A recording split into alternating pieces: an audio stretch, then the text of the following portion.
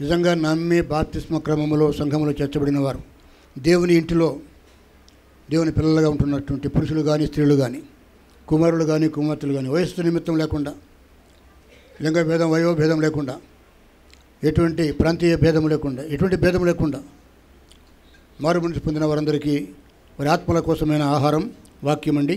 కాబట్టి వాక్యాన్ని ఇష్టంగా వినాలి. కాబట్టి అయిష్టంగా చెవులు మూసుకొని హృదయం కూడా మూసుకొని ఊరక కూర్చుంటే కుదరదు. వాక్యాన్ని ఆసక్తిగా వినాలి. దేవుడు ఏం మాట్లాడతాడో, పాస్టర్ గారు మాట్లాడితే మీకేం దొరకదు, నాకేం దొరకదు, నేను మాట్లాడుతూ అని నేను కూడా వింటూ ఉండాలి. ఆ మాటలు నాకు అవసరం. కాబట్టి వాక్యానికి వద్దామండి. దయచేసి సామెతల గ్రంథము మహాజ్ఞాని సొలొమోను మహారాజు రచించినటువంటి సామెతల గ్రంథం తెరవండి. సామెతల గ్రంథము 27వ సామెతలో 27వ అధ్యాయంలో ఉన్న ఒక సామెత చదువుకుందాం. 27వ అధ్యాయము సామెతల గ్రంథము 11వ అధ్యాయము చదువుకుందాం. 11వ వచనం, క్షమించండి. నా కుమారుడా, జ్ఞానమును సంపాదించి నా హృదయమును సంతోషపరచుము, అప్పుడు నన్ను నిందించు వారితో నేను ధైర్యముగా మాట్లాడుదును. చాలండి. సొలొమోను భక్తుడు, రాజు అయినటువంటి సొలొమోను మహాచక్రవర్తి, మహాజ్ఞాని. సొలొమోను కీర్తనలు రాశాడు, సొలొమోను సామెతలు రాశాడు, సొలొమోను పరమగీతం అనే పుస్తకం రాశాడు, సొలొమోను ప్రసంగ గ్రంథం కూడా రాశాడు. సొలొమోనుకు దేవుడిచ్చిన జ్ఞానము గొప్పది. అటువంటి జ్ఞాని పుట్టబోడు. The king, the wisest king of the whole world is Solomon the king. Solomon మహారాజు మహాజ్ఞాని. అంతటి జ్ఞాని దేవుడే సెలవు ఇచ్చాడు, అతను పుట్టడు, అటువంటి వాడు పుట్టబోడు అని చెప్పి. అటువంటి గొప్ప జ్ఞాని రాసినటువంటి ప్రతి మాటలో జ్ఞానం ఉంది. ఇప్పుడు చదువుకున్నటువంటి ఆ చిన్న వాక్యంలో ఏముంది? జ్ఞానం ఉంది.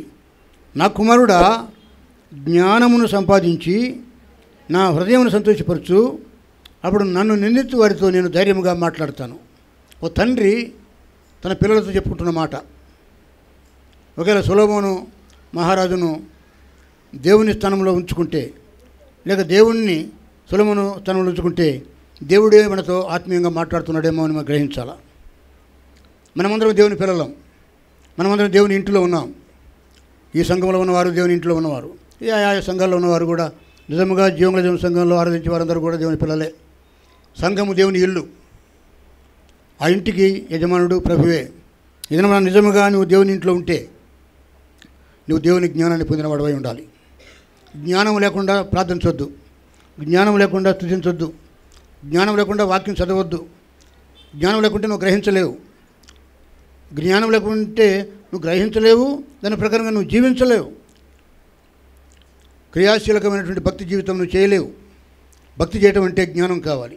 ఏ జ్ఞానం కావాలి? లోక జ్ఞానం సరిపోదు, పుస్తక జ్ఞానం సరిపోదు, మత సంబంధమైన జ్ఞానం సరిపోదు, లోక జ్ఞానం సరిపోదు, దయ్యముల జ్ఞానం కూడా ఉంది, దయ్యాలు కూడా జ్ఞానం ఉంది. ఆ జ్ఞానం సరిపోదు, దేవుని జ్ఞానం కావాలి. దేవుని జ్ఞానం కావాలంటే ఎవరి దగ్గర జ్ఞానం ఉందో అని అడుక్కోవాలి. దేవుడిని అడిగితే ఆయన జ్ఞానం ఇస్తాడు. సొలొమోను భక్తుడు అడగకపోయినా దేవుడు అన్నాడు, నువ్వు వాటిని వీటిని అడగలేదు కాబట్టి సొలొమోను, నీ తండ్రికి ఇవ్వని జ్ఞానాన్ని నేను నీకు ఇస్తాను. ఐశ్వర్యము, శత్రువులపై జయము, దీర్ఘాయుష్తో పాటు నీకు జ్ఞానం కూడా ఇస్తానని చెప్పి దేవుడు సొలొమోనుకు జ్ఞానం ఇచ్చాడు. అందుకనే ఏ మాట రాసినా, ఏ కీర్తన రాసినా అందులో జ్ఞానం ఉంది. సొలొమోను కుటుంబం పెద్ద కుటుంబం. ఎందుకంటే 1000 మంది భార్యలు ఆయనకి. ఎవరికండి? ఒక భార్యతోనే కష్టమైతే ఆయన రాజు కాబట్టి ఎవరు అడిగేవాళ్ళు లేడు. దేశానికి రాజు కదా. దావీదు వాళ్ళ తండ్రి దావీదు కూడా కొంతమంది చేసుకున్నాడు. ఆయన తప్పులు చేశాడు. ఆయనను దేవుడు దావీదును నా హృదయానుసారుడు అని దావీదును ఎన్నుకున్నాడు. సొలొమోను కూడా ముందు భక్తిగానే ఉన్నాడు, కానీ తర్వాత చెడిపోయాడు, భ్రష్టుడైపోయి 1000 మంది భార్యలను చేసుకుని 1000 మంది భార్యల్లో ఒకరు ప్రార్థన చేసేవాళ్ళు లేరు, అందరూ బొమ్మలు మొక్కేవాళ్ళే. ఈయన ఒక్కడే యెహోవా దేవుడిని నమ్మినాడు. కనీసం ఇశ్రాయేల్ దేశంలో ఆడవాళ్ళు లేరా? స్త్రీలు కన్యకలు లేరా? ఉన్నారు. కానీ అందరూ విగ్రహారాధికులని అన్యులనే చేసుకుని భార్యల మాటలు విని భ్రష్టుడైపోయాడు, దేవునికి దూరం అయిపోయాడు. ఆయనను ఒక చరమ దశలో సొలొమోను గురించి చరిత్ర స్పష్టంగా లేదు గ్రంథాల్లో, కానీ కీర్తనలు రాశాడు, సామెతలు రాశాడు, పరమగీతం రాశాడు, అలాగే ప్రసంగ గ్రంథం కూడా రాశాడు. ప్రతి మాటలో జ్ఞానం ఉంది. దేవుడు సొలొమోనును కూడా వాడుకున్నాడు. కానీ అతనిలో కొంత దేవుని భయం ఉందని మనం నమ్మాలి. సొలొమోనులో ఏముందండి? భ్రష్టత్వానికి వెళ్ళిపోయినా తిరిగి సమకూర్చబడ్డాడని నేను నమ్ముతున్నాను. ఇది నాన్న లోక జీవితంలో ఉన్నాం. ఒకవేళ మనం సొలొమోను వలె భ్రష్టత్వంలో ఉన్నామేమో, దేవుడు నీ వైపు చూస్తున్నాడు.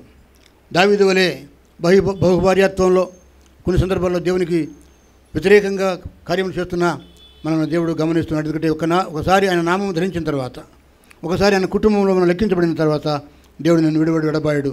నువ్వే దేవుని దగ్గర రావాలి. నువ్వు రాకపోతే నిన్ను బలవంతంగా నేను మెడ వంచి తీసుకొస్తాడు. ఎందుకంటే నీవు దేవుని లెక్కలో ఉన్నావు కదా. కనుక ఈ సమయంలో సొలొమోను భక్తుడు 1000 మంది భార్యలకు ఎంతమంది పిల్లలు పుట్టారో తెలియదు. 1000 మంది అంటే ఒక ఊరిలో 1000 మంది కూడా ఉంటే అది ఊరు అంటాం మనం. ఈ ఊరిలో ఎంతమంది ఉన్నారంటే 1000 మంది ఉంటారంటే అది ఒక ఊరు. ఇప్పుడు నేను అంటాను, పట్టణం 1000 మంది ఒకరికి 2 పుట్టినా ఆ రోజులో ఫ్యామిలీ ప్లానింగ్ లేదు. అది ఇష్టం. కాబట్టి ఎంతమంది పుట్టారో తెలియదు. ఒక పట్టణంగా పుట్టారేమో, అంతమంది కుమార్తెలు పుట్టారు. ఎంతమంది కుమార్తెలు ఎంతమంది కుమారులకు లెక్కలేదు. అయితే ఈ సామెతల గ్రంథంలో 31 అధ్యాయాలు ఉన్నాయండి. ఈ 31 అధ్యాయాలు కూడా నేను చాలా జాగ్రత్తగా చూస్తే 26 సార్లు నా కుమారుడా అనే మాట ఉంది. 31 అధ్యాయాల్లో సొలొమోను భక్తుడు ఈ మాట ప్రయోగించాడు. ఏమని? నా కుమారుడా అంటే కుమారులు ఎక్కువ మంది ఉన్నారన్నమాట. ఈయనకి కుమార్తెలు తక్కువ మంది ఉన్నారు. పైగా ఎక్కువ పాపం చేసేవాళ్ళు ఎవరు? అబ్బాయిలే. యవన కాలం వచ్చేసరికి ఇంక వాడిని పట్టపగ్గాలు ఉండవు. చిన్నప్పుడు చెప్పిన మాట వింటారు.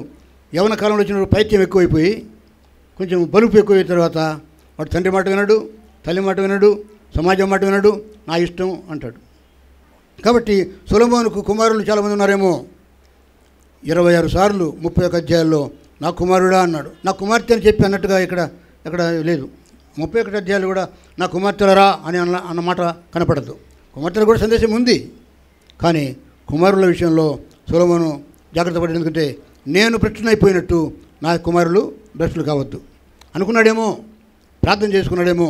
దేవుడి మాటలు ఇచ్చాడు, నా కుమారులారా అన్నట్టుగా. ఇప్పుడు మనం చదువుకున్న వాక్యం కూడా, నా కుమారుడా.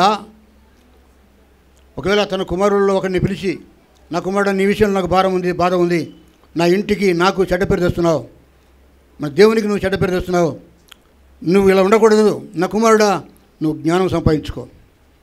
మంచి ఉద్యోగం సంపాదించుకోవటం కంటే, వెండి సంపాదించడం కంటే, బంగారం సంపాదించడం కంటే, లేకపోతే భూములు ఆస్తిపాస్తులు సంపాదించడం కంటే ముందు దేవుని జ్ఞానం సంపాదించుకో అన్నట్టుగా తన కుమారుడైనటువంటి ఎవరితోనో ఒకరితో మాట్లాడుతున్నాడు. నా కుమారుడా. ఇదనమన దేవుడు సొలొమోను దేవుడు కాదు, కానీ సొలొమోను స్థానంలో మనం దేవుణ్ణి పెట్టుకుంటే ప్రభువు కూడా నీతో మాట్లాడుతున్నాడేమో, నా కుమారుడా.